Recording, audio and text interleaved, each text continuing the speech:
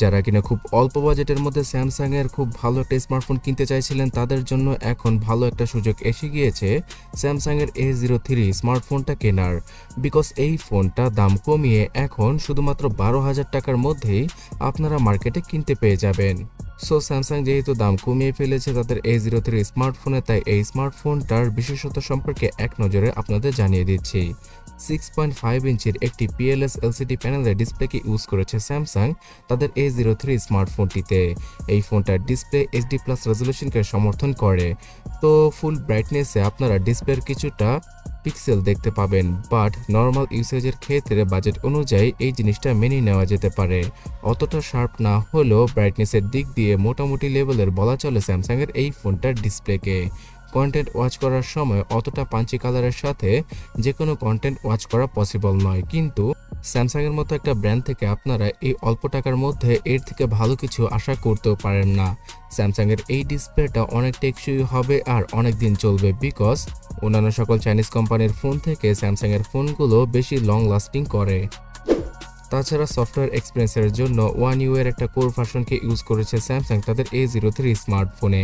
এই ফোনটা অ্যান্ড্রয়েড 11 এর সাথে আসলেও অ্যান্ড্রয়েড 12 এর আপডেটটা চলে আসবে খুব শীঘ্রই। এছাড়া এই ফোনটাতে রয়েছে ইউনিসকের T606 এই চিপসেটটি, যেটা কিনে একদম নর্মাল লেভেলের একটা চিপসেট, আর যার ফেব্রিকেশন প্রসেস হচ্ছে গিয়ে 12 ন্যানোমিটারের। সো আপনারা অনেকটাই মিডিয়াটেকের G25 অথবা G35 এর মতো একটা পারফরমেন্স পেয়ে যাবেন। মানে একটা 15,000 টাকার স্মার্টফোনে যেমন পারফরমেন্স পাওয়ার কথা বর্তমান সময় অনুযায়ী, ঠিক তেমনভাবেই চলবে স্যামসাং এর A03 স্মার্টফোনটা। হেভিলি গেম খেলার জন্য এই ফোনটা তৈরি করা হয়নি, আর হেভি গেমগুলো খুব ভালোভাবে খেলা পসিবল হবে না। সর্বোচ্চ ফ্রি ফায়ার গেমটা আপনারা একদম নর্মাল গ্রাফিক্সে খেলতে পারেন যদি আপনাদের শখ থাকে, তবে হাই গ্রাফিক্সে খেলার সময় ফ্রি ফায়ার গেমটা থেকেও কিছুটা ল্যাগ এবং হ্যাংয়ের দেখা পাওয়া যাবে। তাই অবশ্যই যারা কিনা সাবওয়ে সাফার, ক্যান্ডি ক্রাশ এই সকল টুকটাক গেম খেলে থাকেন তাদের জন্য এই ফোনটা। এছাড়া রেগুলার ইউজ করার জন্য 3GB আর 4GB এই দুটো ভেরিয়েন্টের সাথেই আসে স্যামসাং এর A03 স্মার্টফোন। 3GB র্যামের সাথে আসা ফোনটি কিনলে আপনারা মাল্টিটাস্কিংয়ে অতটাও সুবিধা করতে পারবেন না। ফেসবুক লাইট, ইনস্টাগ্রাম লাইট অথবা টিকটকের লাইট অ্যাপগুলোকে ইউজ করলে ফোনটা খুব ভালোভাবে ইউজ করা পসিবল হবে। তবে মেন অ্যাপগুলো ইউজ করলে অনেক বেশি স্পেস নিয়ে নেবে ফোনের মধ্যে সেই অ্যাপগুলো, আর তখন ফোনটা কিছুটা ল্যাগি ভাবে চলে যাবে। তাই অবশ্যই হয় 4GB র্যামের ফোনটা কিনুন, অথবা 3GB র্যামের ফোন কিনলে লাইট ওয়েট অ্যাপ অথবা কম অ্যাপ ইউজ করার চেষ্টা করুন। তো 3GB র্যামের সাথে 32GB ইন্টারনাল মেমোরি আর 4GB র্যামের সাথে 64GB ইন্টারনাল মেমোরি এই দুইটা ভেরিয়েন্টের সাথে বাংলাদেশে অফিসিয়ালভাবে স্যামসাং এর A03 স্মার্টফোনটা পাওয়া যায়।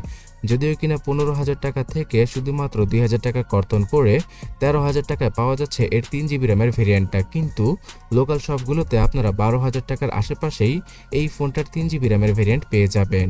এছাড়া 4GB র্যামের ভেরিয়েন্টের জন্য 14,000 টাকার মতো খরচ করতে হবে আপনাকে। আর ক্যামেরা সেকশনে একদম নর্মাল টাইপের সেলফি ক্যামেরাকে ইউজ করেছে স্যামসাং।